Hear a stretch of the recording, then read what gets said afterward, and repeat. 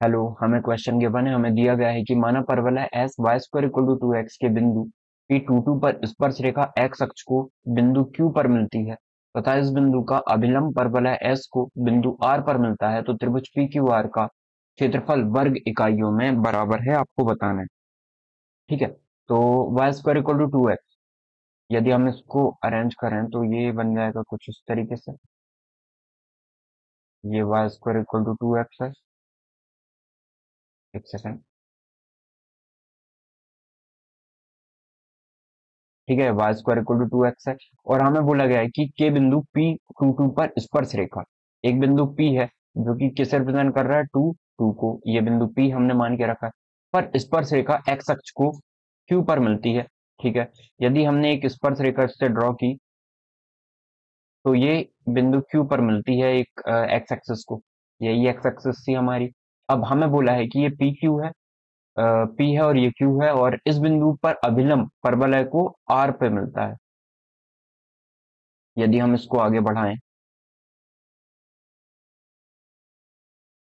ठीक है, तो ये यहाँ पे आके आर पे मिलता है। तो हमें क्या बताना है, पी क्यू आर का क्षेत्रफल बताना है। इसे हम मिला दें आर से। ठीक है, तो आर का क्षेत्रफल हमें बताना है कितना हो जाएगा। ठीक। इसका क्षेत्रफल हमें बताना है, पी क्यू आर का क्षेत्रफल। तो पी क्यू आर का क्षेत्रफल बताने के लिए क्यू और आर के निर्देशांक पता होने चाहिए। सॉरी, तभी हम बता सकते हैं। तो निकालते हैं हम। कैसे निकालेंगे, तो हमें सबसे पहले परवलय गिवन है वाई स्क्वायर इक्वल टू में 2x के बिंदु पी टू टू। अब मुझे बताओ, इस पर टेंजेंट निकालनी, किसी बिंदु पे टेंजेंट निकालनी होती है तो क्या आता है, फॉर्मूला क्या होता है, y into y one, two a x plus x one हो जाता है। ठीक है।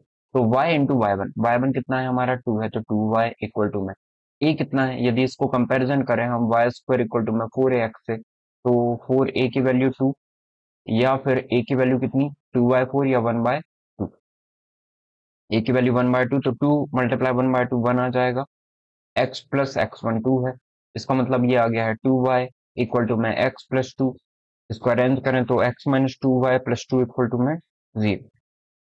या फिर इसकी स्लोप फॉर्म में लिखनी थी हमें, तो हम चाहें तो इसको ऐसे भी लिख सकते हैं कि ये आ जाएगा कुछ इस तरीके से,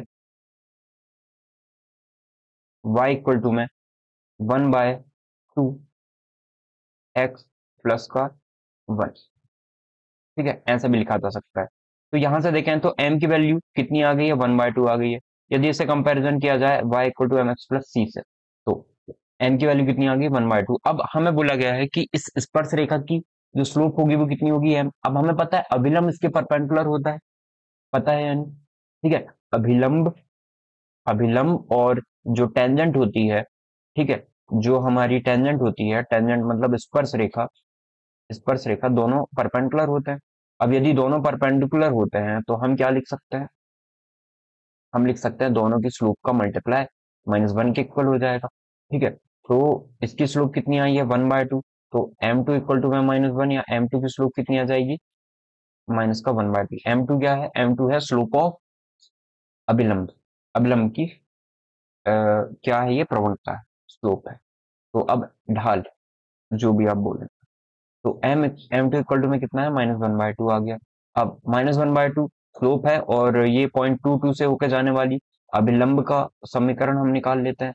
वो कितना आ जाएगा, y माइनस का y1। y1 कितना है, टू है।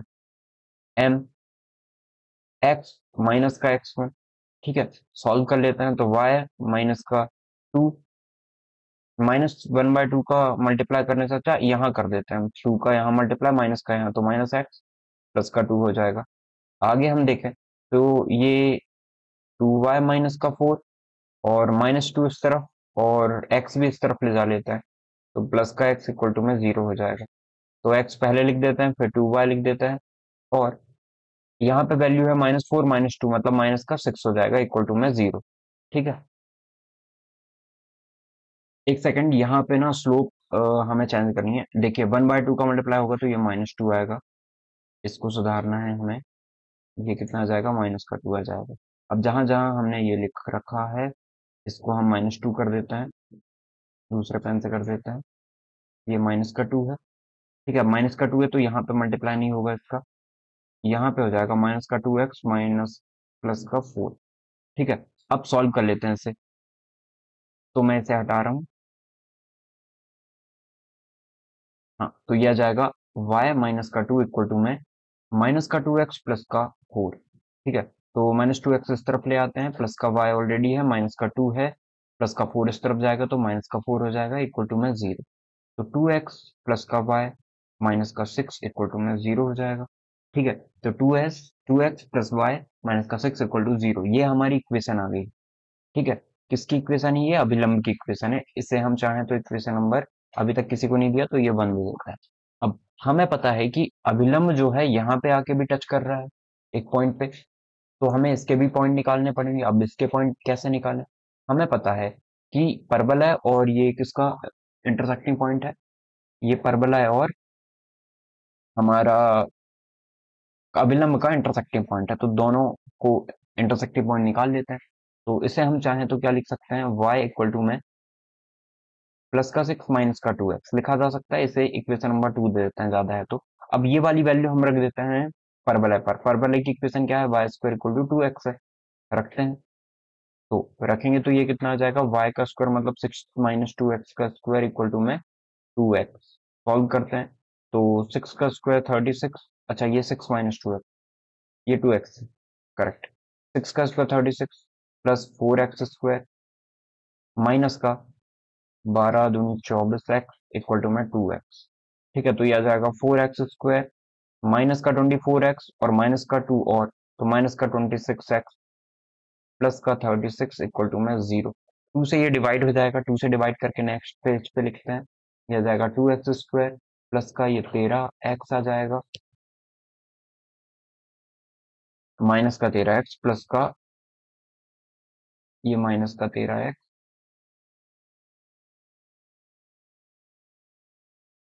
माइनस का 13x और 2 से डिवाइड कर रहे हैं हम 36 को, तो ये कितना आ जाएगा? 9 18 प्लस का या माइनस का चेक कर लेते हैं। प्लस का इक्वल टू में 0। तो ये कितना आ गया? 3 × 3 × 2 मतलब इसका इस पे मल्टीप्लाई करते हैं ना, फैक्टर्स निकाल रहे हैं। 3 × 3 × 2 × 2 सॉल्व करते हैं तो 3 × 2 6 6 × 2 12 नहीं, 3 × 3 9 2 × 2 4। हाँ, ये बन जाएगा 2x स्क्वायर माइनस का 9x माइनस का 4x प्लस का 18 इक्वल टू में 0। 2x अकेला कॉमन निकल सकता है तो 2x माइनस का 9 बचेगा माइनस का, एक मिनट, हाँ 2 कॉमन निकलेगा तो 2x माइनस का 9 बचेगा इक्वल टू में 0। तो एक तो आ गया x-2, एक आ गया 2x-9 इक्वल टू में 0। तो x की वैल्यू 2 और 2x माइनस का 9 इक्वल टू में 0, ये x की वैल्यू 9/2। क्या आप बता सकते हैं x की वैल्यू 2 क्यों आई है? क्योंकि अभिलंब हमें 2 बार इंटरसेक्ट कर रहा है, जिसे परवलय को 2 बार इंटरसेक्ट कर रहा है, तो एक y की वैल्यू कितनी होगी? 2 हो जाएगी। एक y की वैल्यू 9/2 हो जाएगी। चेक कीजिए, एक वैल्यू 2 आई है इसलिए दूसरी वैल्यू 9/2 आई है। ठीक है, तो x की वैल्यू, सॉरी, x की वैल्यू एक 2 आई है और एक 9/2 आई। तो यहाँ पे ये जो वैल्यू निकली है वो किसकी निकली है? 9/2 x की निकली होगी।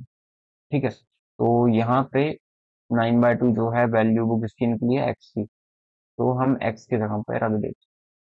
ठीक है, ये x की वैल्यू 9/2 निकली। अब y की वैल्यू निकाल लेते हैं।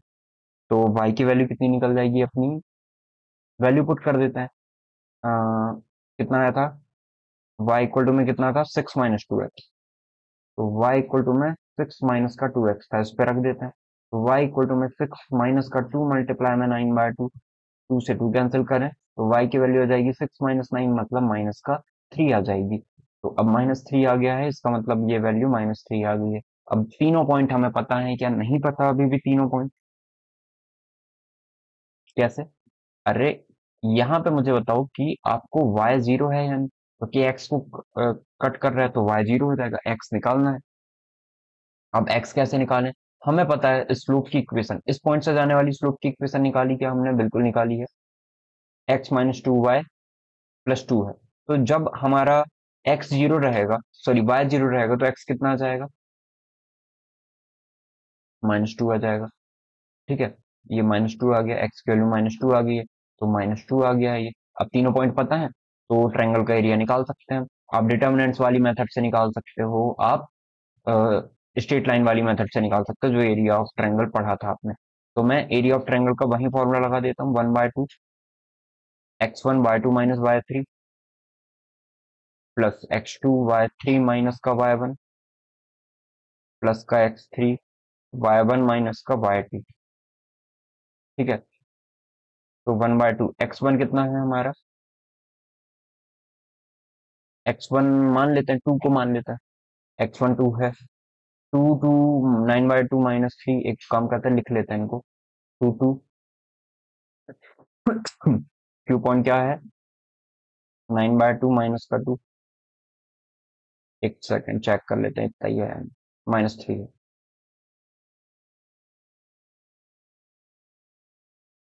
ये कौन सा पॉइंट था, आर पॉइंट था, ये आर पॉइंट है। क्यू पॉइंट कितना आ जाएगा हमारा, क्यू पॉइंट आ जाएगा अपना -2 0।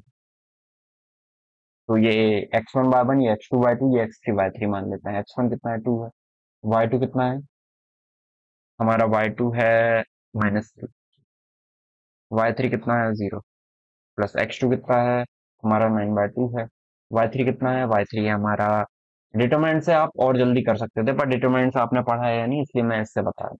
y3 कितना है आपका 0, y1 कितना है 2, प्लस x3 कितना है माइनस का 2, फिर y1 कितना है आपका 2, माइनस y2 कितना है -3, तो प्लस का 3 हो जाएगा। ठीक है, तो सॉल्व कर लेते हैं, 1/2, 2 मल्टीप्लाई -3 मतलब माइनस का 6, 9/2, 2 से 2 कैंसिल मतलब माइनस का 9, 3 + 2 6, 6 - 2, ठीक है 6, 3 + 2 5, 5 माइनस मल्टीप्लाई -2 माइनस का 10। सॉल्व करते हैं, 1/2, ये 9 6 15, 15 10 25, तो माइनस का 25। ट्रायंगल का एरिया कभी माइनस में होता नहीं है, इसलिए हम डिटर्मिनेंट लगाते तो प्लस का 25 अपॉन में 2, यही हमारा करेक्ट आंसर हो जाएगा। आई होप आपको समझ में आया होगा कि हमने इस क्वेश्चन को कैसे सॉल्व किया है और कौन सी प्रॉपर्टीज का यूज किया है इस क्वेश्चन को सॉल्व करने के लिए। ठीक है, तो आपका जो करेक्ट आंसर है वो कौन सा है, ऑप्शन नंबर 1 है। Option number 1 25/2। और हमेशा याद रखना कि जो क्षेत्रफल है हमारा वो किसमें निकलता है, वर्ग इकाई में निकलता है। ठीक है, तो स्क्वायर यूनिट हम लिख सकते हैं, मतलब वर्ग इकाई में ही बताना है तो स्क्वायर यूनिट या वर्ग इकाई आप बोल सकते हो। ओके, आई होप आपको समझ में आया होगा हमने इस क्वेश्चन को कैसे सॉल्व किया है। Your correct answer is 25/2। Thank you.